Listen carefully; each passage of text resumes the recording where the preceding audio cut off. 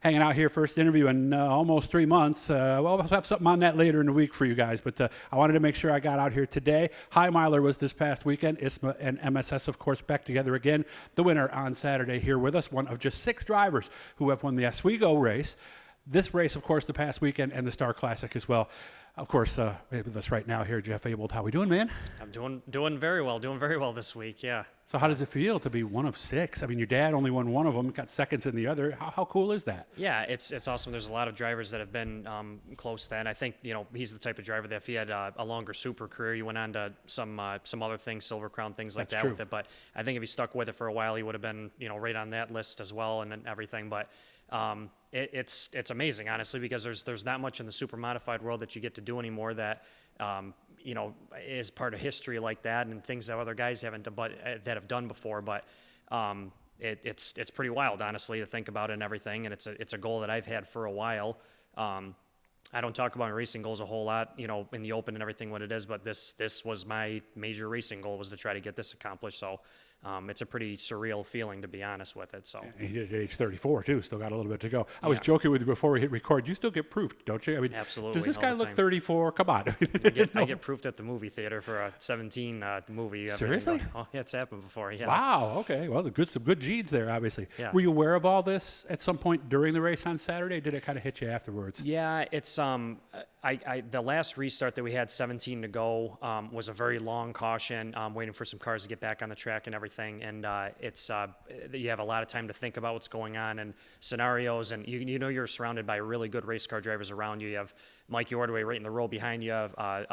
Ben Seitz had just come out there, but Otto Sitterly right there. Mike McVetta to the inside of me, so you're And in he good won the night company. before, so, Exactly. yeah. So he was fast. So you're in good company. You're not worried about getting wrecked or anything like that. But they're fast cars, and luckily I just passed those cars, so I knew kind of where I stacked up against them. But at the same time, it's a long caution. You don't know what happens, what's going through somebody's mind, and anything can happen on those restarts. So it's pretty nerve-wracking, and usually I can keep it out of my mind and kind of keep it low-key as far as how I'm feeling and everything there.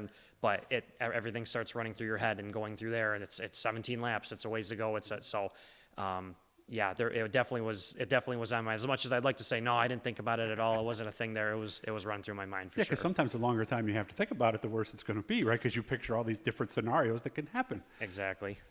All right, so now we go green. How did it Yep. work after that? So went green there. I was able to choose the outside lane, which is a rule for ISMA the last few years where they do a choose rule for the first starter. So once I was able to get to the lead just before the caution, I think I took the lead, and 2 laps later, caution came out.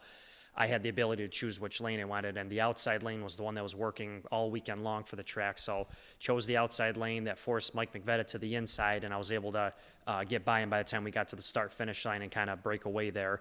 But then again, for those 17 laps, I have no idea if somebody's right on my back bumper, if I've got a half a track lead, but I have no idea for that. So just try to keep clicking off laps, kind of maintaining a line and everything, just so somebody wasn't going to go around me or show me a wheel inside and everything. And was trying to, there's no lap counter at the track, so trying to kind of count down where we're at. And there's no lap board either for position or anything like that. Not like Oswego, where you kind of know. Exactly. You can see, you can watch on the Jumbotron and see how close every time you go into one, you know. Exactly. This one, you're completely in the dark. So I was trying to count down, I think there's 12 laps. I think there's, and all of a sudden you see the 5 to go, and now we're close. Now we're You see parallel flag. Exactly, and getting down to it. So knew we were getting to it that, and you're running 15 and a half second lap, so it's over in an instant by that point. But so obviously you're looking, you're kind of thinking that 5's got to be coming up. There it is, right? It's got to be here somewhere soon. Yeah. Let's go. Trying to get there, and then as soon as you get to that point, then there's a little bit.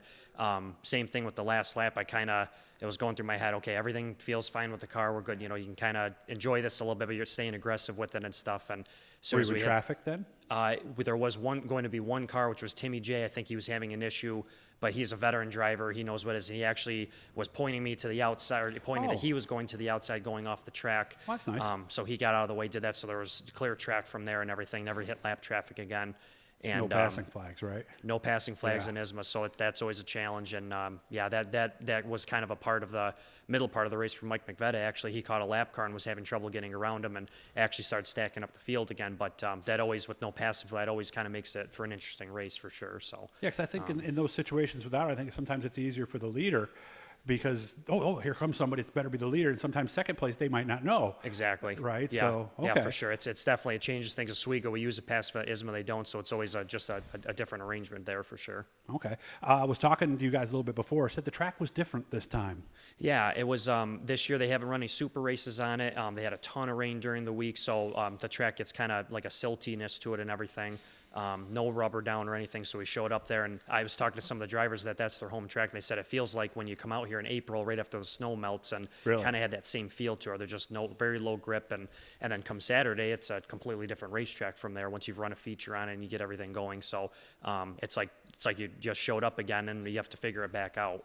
Did you have to kind of clean the outside? Because your dad was telling me you were running outside for a lot of it. Did you have to kind of clean that off for a few laps before you could go there? Yeah, I made sure during every practice session I knew how well the car had worked on the outside. And Friday night, I kind of made sure during the practices I moved my lineup and was trying to work in a little bit there. And I noticed a few of the other guys really doing that.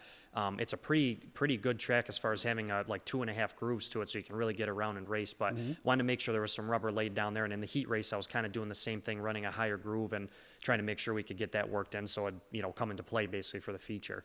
I want to thank you guys, of course, at A&P. It was A&P Auto in Oswego? A&P Automotive, yep. Yeah, and of course, right across the street, Garofalo's importing. I'm sure you guys go there a lot for lunch. They help us out a lot to get here today, so thanks for that.